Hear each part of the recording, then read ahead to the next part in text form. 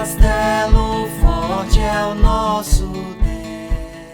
Irmãos, nós temos aqui então este episódio envolvendo esse personagem que é tão conhecido da palavra do Senhor, que é Paulo, né? Então eu gostaria de compartilhar com os irmãos, né, esta mensagem, meditar um pouco nesta passagem, cujo tema eu dei o título de Cristo é o nosso maior tesouro, ou o nosso maior tesouro é Cristo. Não há nada mais de valor do que Cristo.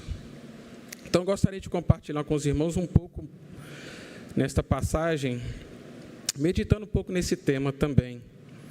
Nós temos aqui então Paulo, né, falando à igreja de Filipos, ele que já esteve em Filipos, e foi ele mesmo que plantou a igreja de Filipos, ele que esteve ali em sua segunda viagem missionária, por volta do ano 49, né, da era cristã, quando ele então recebe uma visão de Deus e passa a Macedônia para poder ali então pregar a palavra do Senhor naquela região.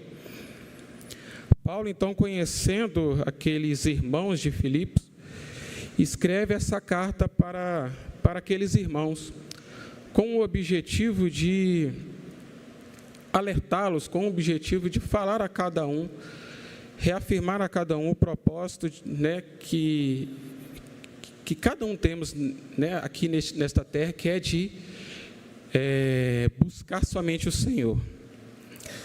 Então, Paulo, ele escreve essa carta, que é uma carta considerada de alegria, né, a carta de Filipenses, porque Paulo, ele sempre menciona a alegria de estar ali falando a cada irmão. E mesmo na situação que ele vivia, né, quando ele escreveu aquela carta, porque ele estava preso, ele havia sido preso, né, e mesmo naquela situação de prisão, de restrição da sua liberdade, e na iminência também de perder a sua vida, porque eles queriam tirar a vida de Paulo, então ele, mesmo com todos esses problemas, essas dificuldades e tribulações que ele vivia ali, ele escreve para os irmãos, né, esta carta, né, falando com eles: alegrai-vos no Senhor. Alegrai-vos no Senhor. Quanto ao mais, irmãos meus, ou finalmente, irmãos meus, alegrai-vos no Senhor. Este é um tema adequado, então, para esta carta. Paulo compartilhou, então, com os filipenses o princípio de ser capaz de se alegrar no Senhor, não em circunstâncias ou situações, mas pelo fato de que serve a um Deus Todo-Poderoso, Senhor Jesus, o nosso Salvador. Este regozijo é no Senhor, não nas circunstâncias. Deus sempre está no comando, por isso mesmo, na prisão, Paulo pode regozijar-se, porque mesmo preso ali, ele tinha a alegria da salvação em Cristo Jesus. É dever, irmãos, de cada um de nós cultivarmos esta alegria, assim como Paulo. Devemos firmemente deter qualquer murmuração, evitar reclamações, porque todas as coisas cooperam para o bem daqueles que amam a Deus, daqueles que são chamados segundo o seu propósito. Todas as coisas, todas as coisas. Então, Paulo continua aqui, depois de chamar aqueles irmãos à alegria no Senhor, para a alegria no Senhor, Paulo continua falando àqueles irmãos: a mim não desgosta, e é segurança para vós outros que eu escreva as mesmas coisas. Aqui reafirmando, né, porque Paulo havia plantado aquela igreja, então estava falando novamente para aqueles irmãos, porque Paulo tinha certa preocupação com aquela igreja. Paulo tinha uma certa preocupação, então ele utiliza da repetição para alertar aquela igreja, né? Esse recurso pedagógico da repetição, de ensinar a mesma coisa várias vezes, né?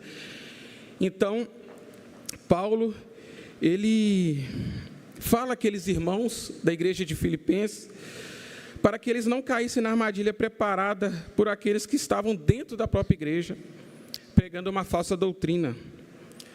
Por isso, então, Paulo fala com eles, dando conselhos de segurança para aquela igreja, para que eles permanecessem fiéis à palavra do Senhor, a palavra que era verdade, e não a falsa doutrina. Então, Paulo, ele chama aquela igreja, alerta aquela igreja, e por 3 vezes ele usa a mesma expressão: acautelai-vos. Acautelai-vos dos cães, acautelai-vos dos maus obreiros, acautelai-vos da falsa circuncisão. Dá até uma ideia de que ele está falando para grupos diferentes, né? Mas, na verdade, o foco dele era aqueles judeus que estavam pregando esta falsa doutrina, que era conhecido também como judaizantes. Eles se consideravam cristãos, mas ensinavam que, mesmo com a graça de Deus agindo na vida das pessoas, elas tinham que fazer alguma coisa para receber, para serem justos ou para terem algum mérito diante de Deus. Então, Paulo alerta aqueles irmãos, falando com eles: olha, acautelai-vos dos cães, usando então essa palavra dura contra aqueles judeus que tentavam enganar os filipenses, né? Essa palavra cães, que era um termo de desprezo que os judeus usavam contra os gentios. A metáfora também era utilizada também contra os judeus pecadores, talvez até para afirmar que eles não eram melhores que os gentios. Acautelai-vos dos cães, acautelai-vos dos maus obreiros, descrevendo também tanto o que estes legalistas fazem, quanto é também uma palavra contra a ênfase na justiça deles para com Deus pelas obras. Eles pregavam que eles tinham que cumprir a lei. Então, Paulo, até de forma um pouco irônica, fala: acautelai-vos desses obreiros, né, que focam em obras e fazer para Deus, uma vez que não há necessidade de fazer isso, porque nós não precisamos fazer, nós não temos mérito para fazer, para receber alguma coisa, nós só precisamos crer. Desses que praticam mal. Da mesma forma também, ele dá ênfase também: acautelai-vos da falsa circuncisão.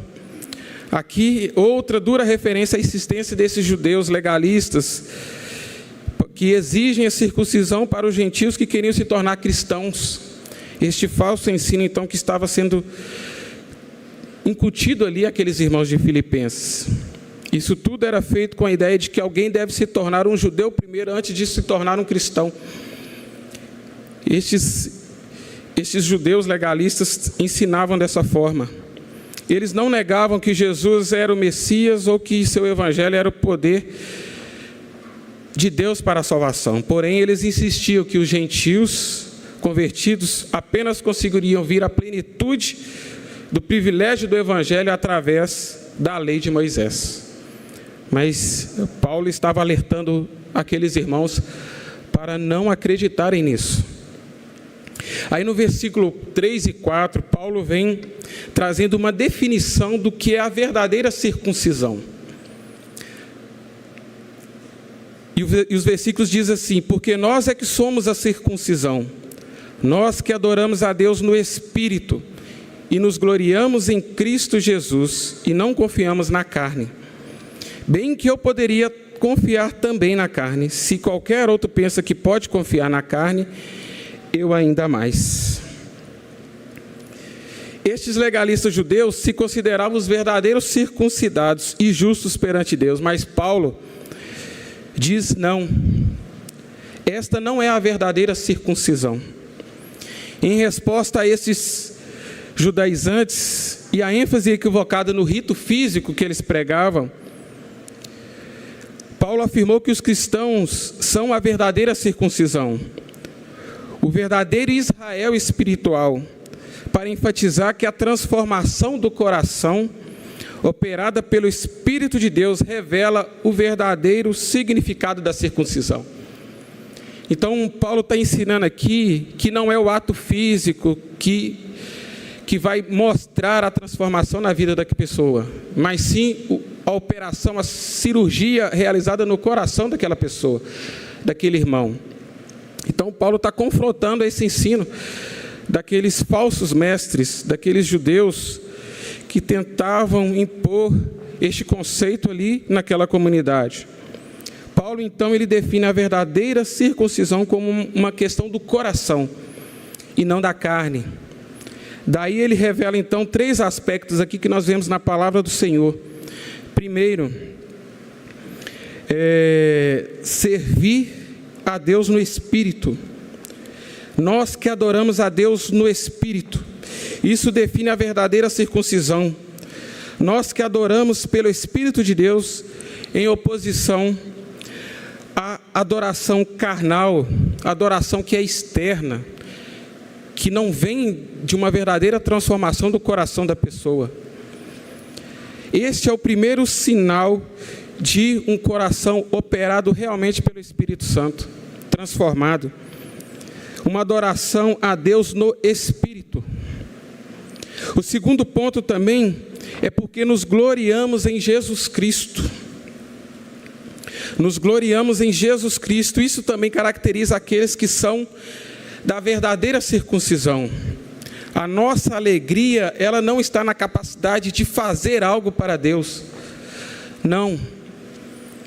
Mas apenas de reconhecer que Jesus é o nosso Senhor. Que Jesus é o Senhor da nossa vida.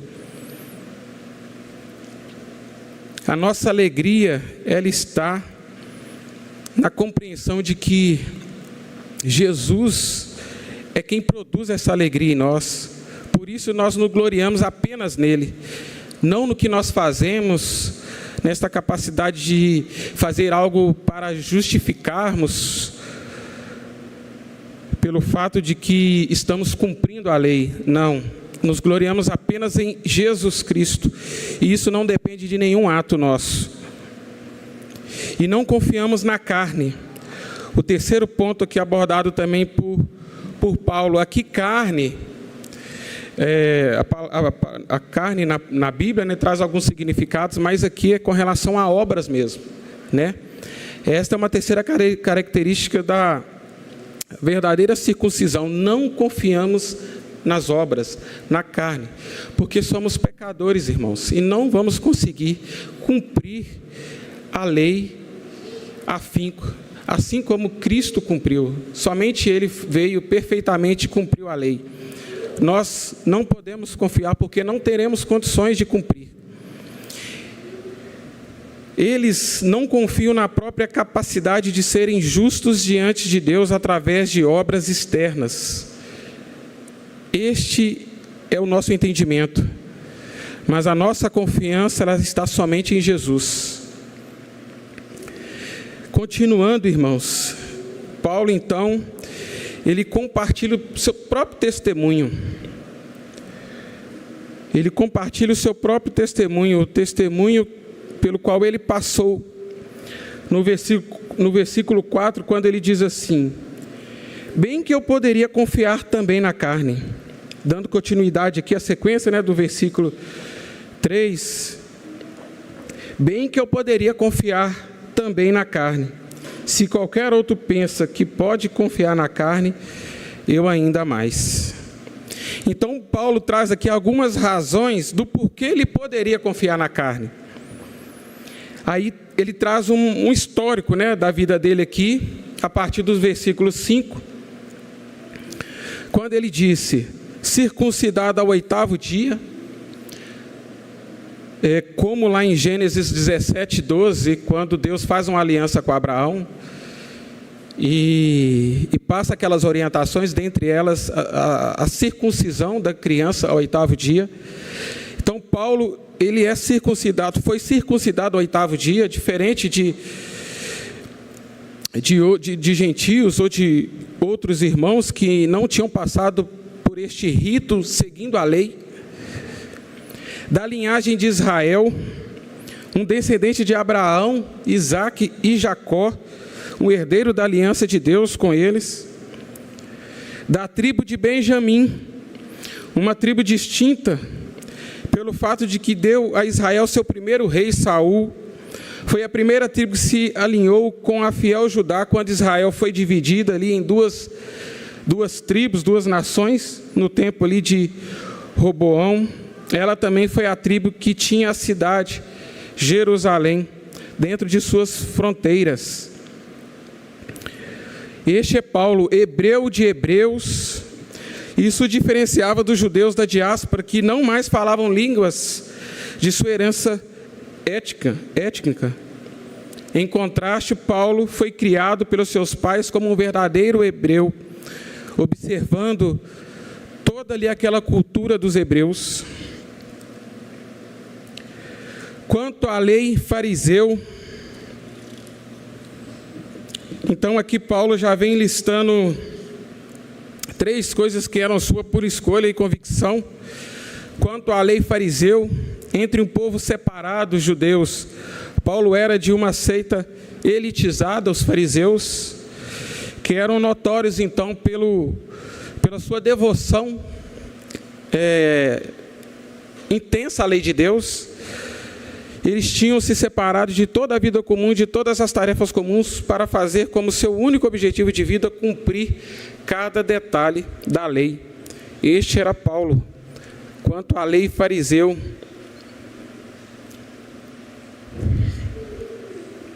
Quanto ao zelo, perseguidor da igreja. Paulo ele não foi meramente um oponente intelectual, de heresias captadas contra o judaísmo. Ele também era um lutador ativo contra elas, até mesmo em sua cegueira para com Deus. Embora tragicamente errada, a perseguição do povo de Cristo, realizado por Paulo, expressava o zelo dele para com a glória de Deus.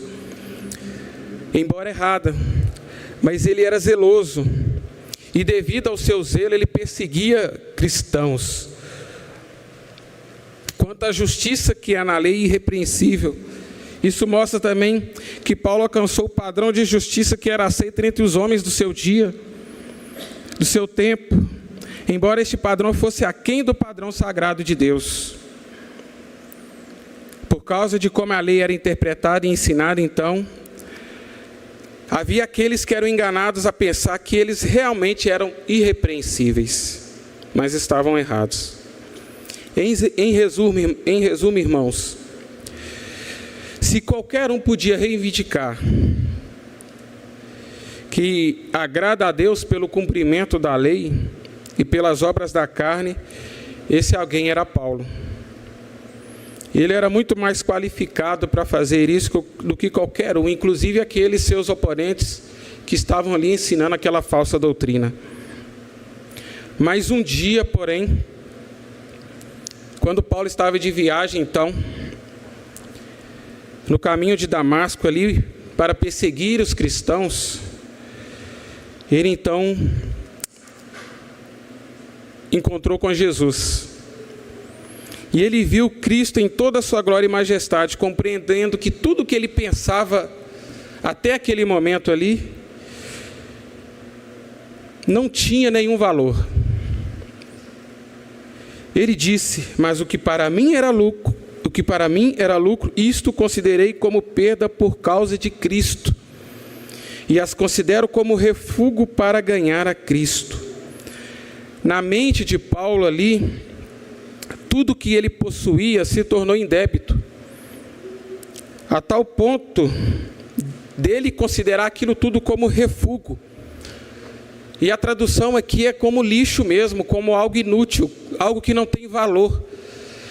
Então, apesar de Paulo ter sido criado dessa forma, com toda essa estrutura, na melhor escola, escola de Gamaliel, de ter todo esse conhecimento que ele possuía, todo o ensino que ele recebeu, a família que ele pertencia, a tribo que ele pertencia, tudo isso não tinha valor a partir daquele momento que ele encontrou com Cristo.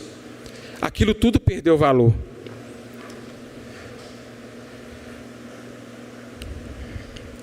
Então, Paulo, considerando aquilo tudo como refúgio, Por que ele considerou aquilo tudo como refúgio, irmãos? Porque eles não poderiam produzir o que ele esperava deles. Eles não poderiam cumprir a justiça que somente Deus poderia prover. E não poderiam conduzi-lo à vida eterna.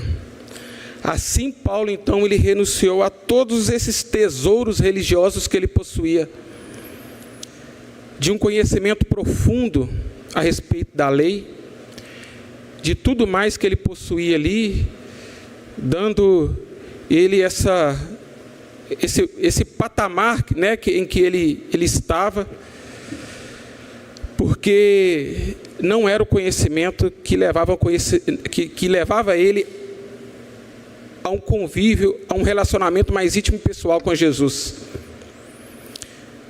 Então, tudo que Paulo tinha, a partir daquele momento, perdeu valor.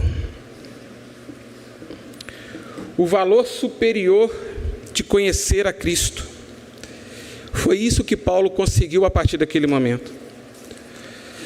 No versículo seguinte, no 7, diz assim: mas o que para mim era lucro, isto considerei perda por causa de Cristo.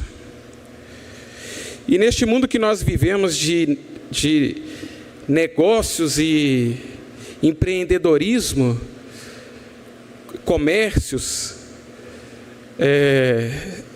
as pessoas buscam sempre lucros, né? Sempre ganhar, ganhar e ganhar. Mas aqui para Paulo foi diferente. Para ele não perdeu, na verdade ele ganhou um relacionamento mais íntimo com o Senhor Jesus. Paulo percebe que nada que ele considere precioso vale a pena ser considerado se para isso tiver que renunciar a Cristo. Mas o que para mim era lucro, isto considerei como perda. Por causa de quem? Por causa do Senhor Jesus Cristo.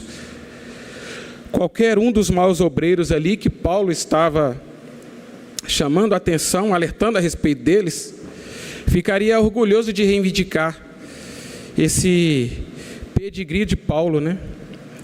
Toda esta bagagem histórica do Paulo.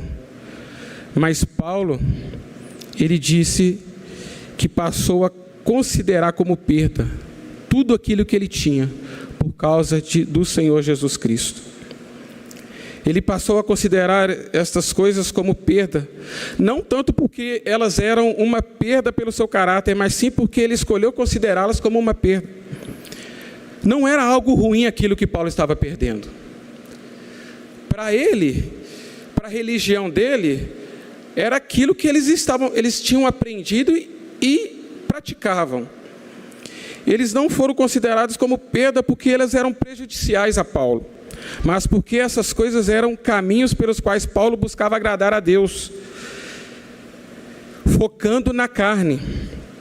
Antes de Paulo se tornar cristão, ele pensava que todas essas coisas, então, que ele fazia era o seu esforço para agradar a Deus pelas suas obras somente. Aí, irmãos, aqui a gente pode inferir que a atitude de Paulo, ela foi a mesma que Jesus descreveu ali naquelas parábolas. E uma dessas parábolas é a parábola da pérola de grande valor. Quando o Senhor Jesus ensina que o reino dos céus é também semelhante a um que negocia e procura boas pérolas. E tendo achado uma pérola de grande valor, vende tudo o que possui. Tudo que ele possuía, ele vendeu por causa de uma pérola de grande valor. E esta pérola é Jesus, o nosso Salvador. No versículo 8, nós vemos aqui que este lucro de Paulo foi em ter Cristo em sua vida. Sim, deveras considero tudo como perda. No versículo 8, irmãos.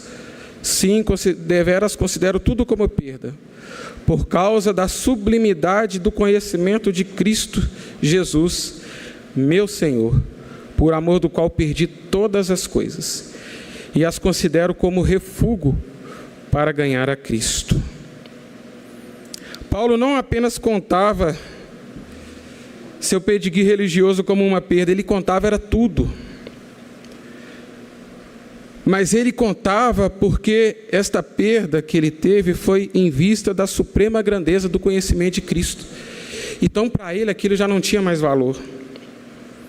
Não era tanto que aquelas coisas eram sem valor em si, se comparadas à suprema grandeza do conhecimento de Cristo.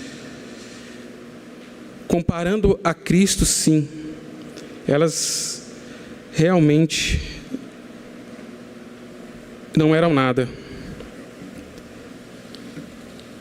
Paulo colocou aqui um relacionamento pessoal com Jesus Cristo no próprio centro da vida cristã.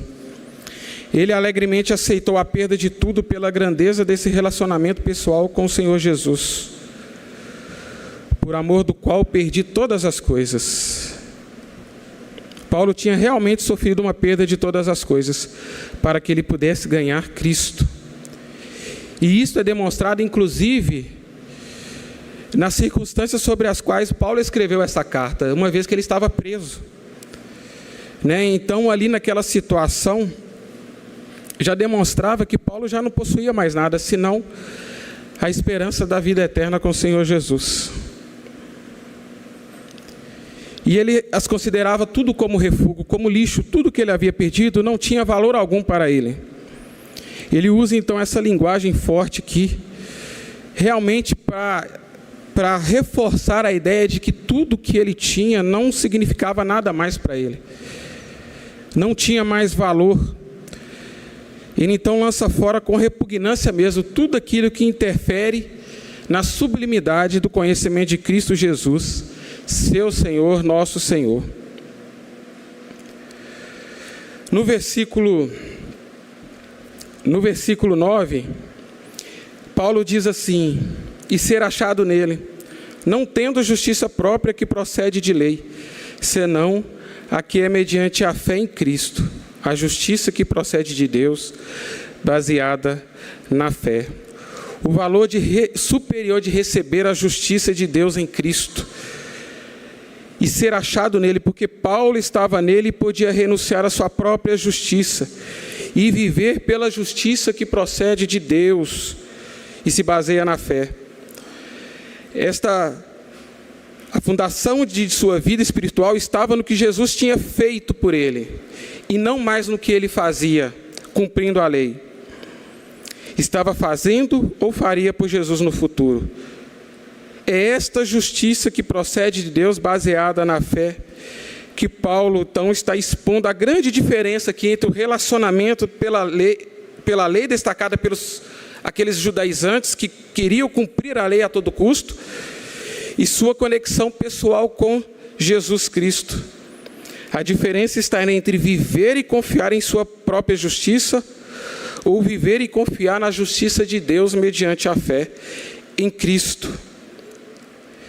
Nós não temos mérito algum, irmãos.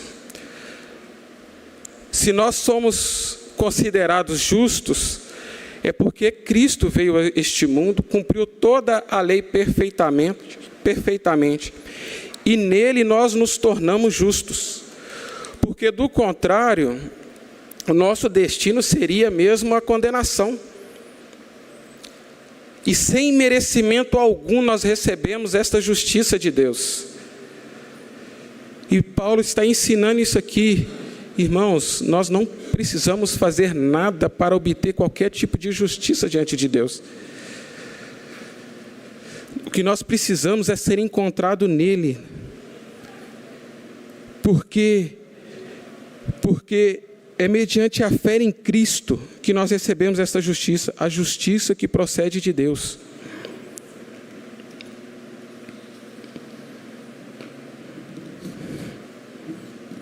Imagine um Deus que é o juiz e prepara, mesmo sem nós merecermos, é claro, né? Ele, Deus, sendo juiz, justo juiz, envia o seu Filho para morrer por cada um daqueles que são seus filhos, os seus eleitos. Sem merecimento algum, você é considerado justo. sem merecimento algum, a culpa do pecado é retirada de sobre você. O pecado, é claro, ainda produz muito mal na vida dos cristãos, nesta caminhada nossa, nessa peregrinação aqui na terra para com o Senhor. Mas a culpa nós não mais carregamos, irmãos. E isso é maravilhoso demais, saber que em Cristo nós somos justificados. O veredito que eu receberia de condenação, eu não recebo mais, você não recebe mais. Porque nós temos um Deus que veio a este mundo, fez-se homem por cada um de nós, para promover a salvação por cada um de nós. O alvo superior de viver e morrer para sempre em Cristo. Os versículos finais. Para o conhecer e o poder da sua ressurreição e a comunhão dos seus sofrimentos, conformando-me com ele na sua morte, para de algum modo alcançar a ressurreição dentre os mortos. Este foi o simples apelo que Paulo fez, um apelo de relacionamento íntimo, um conhecimento íntimo com Deus. Não era um apelo desconhecido, como pelos legalistas que estavam ali ensinando aquela falsa doutrina, que devemos focar necessariamente em nosso próprio desempenho e status para encontrar algum tipo de paz com Deus, não. Paulo queria um relacionamento íntimo com Deus, para o conhecer e o poder da sua ressurreição e a comunhão dos seus sofrimentos. Isso é prova da nossa união com Jesus. A doutrina da união com Cristo também se baseia aqui nesse versículo. Conhecer Jesus não é mesmo que conhecer a vida histórica dele, ou mesmo o seu exemplo moral, ou mesmo a sua grande obra. Muitos gentios, ímpios, também conhecem a palavra de Deus. Não é de conhecer Jesus, é comprometermos nossa vida a Ele e vivermos com Ele todo dia, compartilhando cada circunstância com Ele, como em casamento, um relacionamento entre esposo e esposa. Paulo mostra que rejeitou sua própria justiça para obter não simplesmente um conhecimento intelectual. Este não era o desejo de Paulo, mas um conhecimento íntimo, relacional, verdadeiro com o Senhor Jesus, para conhecê-lo mais intimamente. Este era o foco de Paulo ao deixar tudo aquilo para trás. Continuamos aqui com Paulo falando sobre o poder da ressurreição. Conhecer Jesus significa também conhecer este poder, a nova vida que nos é transmitida pelo poder da ressurreição do Senhor Jesus. Porque se Jesus não ressuscitou, a palavra de Deus fala que é vã a nossa pregação, é vã a nossa fé. Mas Cristo ressuscitou, e assim no poder dele, que é evidente, e prova que tudo que Jesus fez e disse foi verdade e cumprido. O poder da sua ressurreição é um poder justificador, é a nota fiscal e a prova de que o sacrifício da cruz foi feito e pago integralmente pelo Senhor Jesus. É um poder que dá vida. Ele significa que aqueles que estão conectados com Jesus Cristo recebem esta mesma vida de ressurreição. Conhecer Jesus também significa conhecer a participação em seus sofrimentos. É tudo parte de seguir Jesus e estar em Cristo. Nós não estamos separados disso também. A comunhão dos seus sofrimentos. Enquanto nós estivermos aqui, nós estaremos também passando por cada situação que nos direciona a esse sofrimento, a essas situações de dificuldade, de tribulação, de tristeza. Mas, irmãos, a palavra de Deus fala que nós vamos nos conformar com Ele na sua morte. Para que, de algum modo, alcancemos a ressurreição dentre os mortos. A vida eterna com o Senhor Jesus.